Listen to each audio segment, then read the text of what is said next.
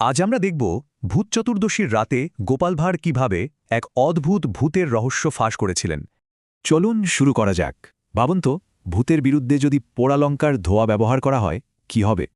ভূত চতুর্দশী কালীপুজোর ঠিক আগের রাত।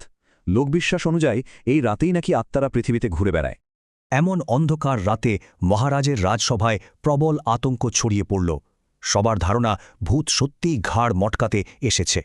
রাজা থেকে মন্ত্রী সবাই যখন ভয় কাটা, গোপাল ভাঁড় কিন্তু তখন একেবারেই শান্ত আর কুল। গোপালের প্ল্যানটা ছিল দারুণ সোজা। অন্ধকারে লুকোনো, শুকনো লঙ্কা জোগাড় করা আর ভূতের জন্য অপেক্ষা। ভাবা যায়, ভূত ধরার জন্য গোপালের হাতিয়ার শুধু নিমগাছের আড়াল, কয়েকটা শুকনো লঙ্কা আর একটু আগুন। সবচেয়ে আসল জিনিসটা হল লঙ্কা পোড়া।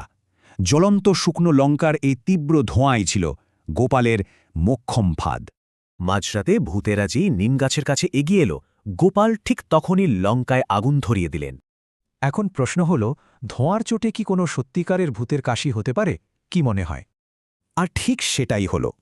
লঙ্কার ধোঁয়ায় তথাকথিত ওই ভূতেরা একেবারে সাধারণ মানুষের মতোই খকখক করে কাশতে শুরু করল।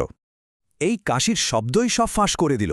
বোঝা গেল এগুলো মোটেও ভূত নয়, বরং খোদ মন্ত্রীর সাজানো চক্রান্ত।